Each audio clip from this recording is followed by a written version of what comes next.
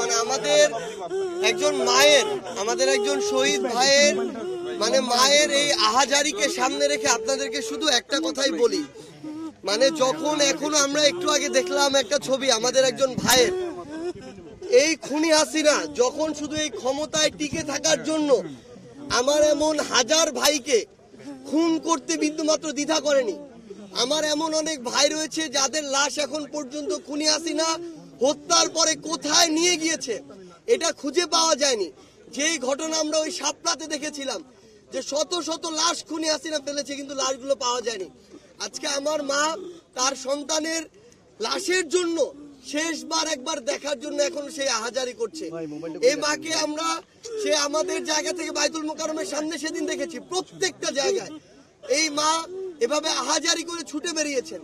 তো সবচেয়ে বড় কথা হচ্ছে আমরা হয়তো আমাদের জায়গায় সর্বোচ্চ চেষ্টা করতে পারি আমাদের ভাইয়ের লাশটা খোঁজার জন্য, কিন্তু এটা বলতে পারি না যে কখনো পাবো কি পাবো না। কিন্তু যেই ভাইয়ের লাশের জন্য আমার একজন মা এভাবে আহাজারি করে, যেই খুনির নির্দেশে আমার এই ভাইগুলোকে হত্যা করা হলো, সেই খুনির বিচার না দেখা পর্যন্ত কিভাবে এই বাংলাদেশে আমরা অন্য কিছু চিন্তা করি? এই খুনি হাসিনাকে বাংলাদেশে নিয়ে আসতে হবে একটা কারণে, খুনি হাসিনা আসবে বিচারের মঞ্চে দাঁড়াবে, এরপরে ফাঁসির মঞ্চে দাঁড়াবে। আমরা যেন যারা এই জুলাই অভ্যুত্থানে রাজপথে ছিলাম, আমাদের যে ভাইরা জীবন দিয়েছে, আমাদের যে মায়েদের চোখ দিয়ে এখনো এই কান্না আসছে, এই চোখের পানি পড়ছে, আমরা যেন মরার আগে অন্তত ওই খুনি হাসিনার বিচারটা দেখে মরতে। বসুন্ধরা ডায়াপেন্ট এখন আরো উন্নত। এই হট এয়ার থ্রো টপ শীত দ্রুত শোষণ করে সোনামণিকে দেয় কোমল অনুভূতি। আমরা শুধু আপনাদের কাছে একটা অনুরোধই করি, আমরা আমাদের জায়গা থেকে আমাদের মায়েদের পাশে সর্বোচ্চটুকু দিয়ে চেষ্টা করব। আমরা আমাদের এই যে ভাইদের এখানে কিছুদিন আগেই এখানে যত আমাদের ভাইয়ের, আসলে আমরা এটা এই শব্দটা কোনোদিন বলতে পারি না যে লাশগুলো বেওয়ারিশ লাশ, কোনোদিনও না। এটা হয়তো আমাদের সীমাবদ্ধতা যে আমাদের ভাইদের পরিচয়টা আমরা এখনো বের করতে পারিনি, কিন্তু তাদের প্রত্যেকেরই ওয়ারিশ আছে এই বাংলাদেশে। আমরা শুধু একটি কথাই বলতে চাই, আমাদের এই ভাইদের ডিএনএ যে স্যাম্পল এটা অলরেডি নেওয়া হয়েছে, এটার প্রসেসিং এর কিছুটা সময় লাগে, এটা হয়তো আমরা খুব দ্রুত সময়ের মধ্যেই পেয়ে যাব। কিন্তু এই স্যাম্পল আমরা পাই, আমাদের ভাইদের আমরা আইডেন্টিফাই করতে পারি, সেটা এক বিষয়।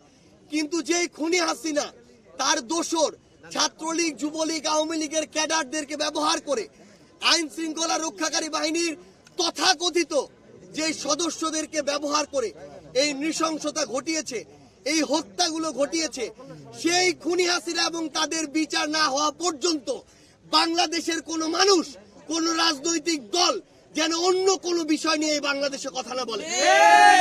আগে খুনি হাসিনার বিচার হতে হবে, আগে খুনগুলোর এই হত্যাগুলোর বিচার হতে হবে, তারপরে বাংলাদেশ অন্য কোনো কিছু চিন্তা করবে।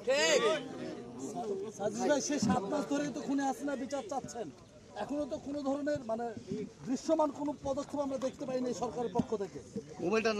আমরা এই সরকারকে আমাদের জায়গা থেকে অনেকবার বলেছি, এই সরকারের দুইটা বিভাগের কাজ শুধু কাজের জন্য কাজ না, এটা তাদের রক্তের উপরে দাঁড়িয়ে যে দায়বদ্ধতা নিয়েছে, এই দায়বদ্ধতার জন্য কাজ।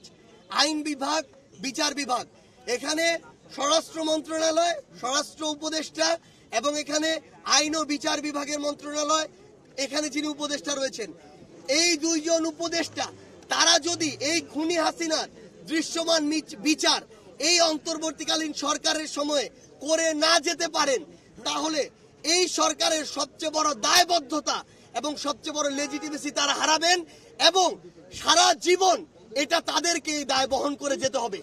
কিন্তু আমরা স্পষ্ট করে একটা কথা বলি, দায় বহন করে যাওয়ার মধ্যে সব শেষ না। এই বিচার এই অন্তর্বর্তীকালীন সরকারের সময় করতে হবে এবং যে সময়টুকু এই সরকারের আছে, নির্বাচনের আগেই খুনি হাসিনাকে বাংলাদেশে নিয়ে এসে ফাঁসির মঞ্চে নিতে হবে। যতদিন না আমরা খুনি হাসিনাকে ওই ফাঁসির মঞ্চে না দেখছি, এই বাংলাদেশে কেউ যেন ভুল ক্রমেও ওই নির্বাচন